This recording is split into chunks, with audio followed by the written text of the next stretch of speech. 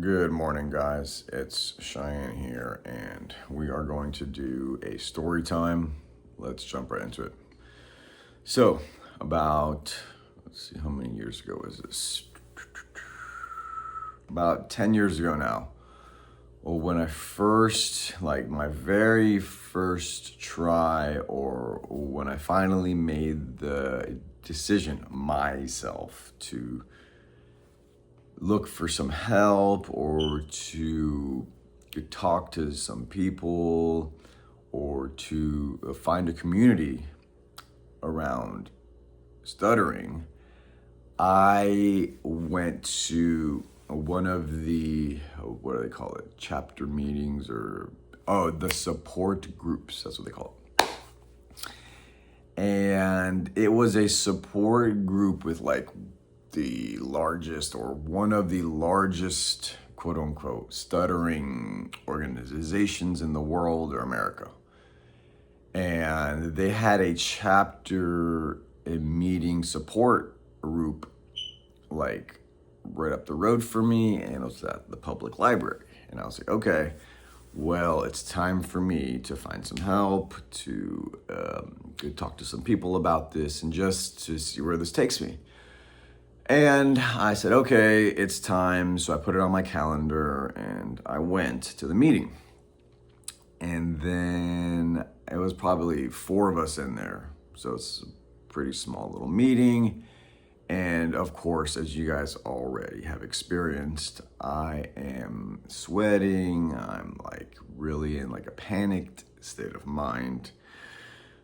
My palms are sweaty and it's feeling like I'm being attacked by a lion. I'm in total flight or fight mode. It's because this was a big deal for me. Wow, I'm stepping out and I am looking for help.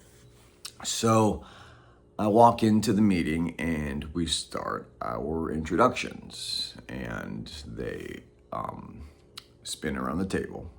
It goes to this guy, it goes to this girl, and then it goes to me, and I'm this is my name, Cheyenne, it's my first time here, what's up, guys, blah, blah, blah.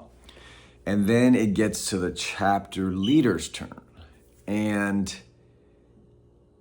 the chapter leader was a very high up person in the organization. I think at the time he was the vice president or something like that. And I was like, oh yeah. Yes. Let me just finish this one video and I'll come out there. Okay. And then, so the chapter leader, and just please make sure you turn down the volume so that everyone in the house doesn't wake up, okay? Yeah. Thanks, bro, love you. All right, so where was I? Oh yeah, so we did our introductions, and then it goes to the chapter leader's turn. Let me scoot this back a little bit. And he was a very high up, vice president or accounting person or something like that, in the organization. And I was like, oh wow, he's a high up in the organization and he's in my support group. That's pretty cool. This guy probably has some kind of advice for me or help that he can kind of at least point me in the right direction. And he goes on and he introduces himself and he says, this is my name, and it's I'm the chapter leader of the group, and I'm also the vice president of the organization. And this is a big organization. They meet every year in humongous hotels and party, and it's a big deal. And I was like, dang, this guy's a big deal, dude. This guy's a big deal. So he introduces himself, and then he goes right into a very peculiar story. And the story goes like this. He says, I know a guy that's my friend that has stuttered all his life. And he walks around his neighborhood for 3 hours every morning, speaking to himself out loud, because he says it totally helps him with his speaking for the rest of the day. And then the chapter leader says, but who has the time to spend 3 hours a day working on their speaking and reading aloud? And at that point in time, I was like, well, this little stuttery thingy that I got, it's like the big monster in my life. So for me to invest 3 hours a day, like, is a tiny investment for me.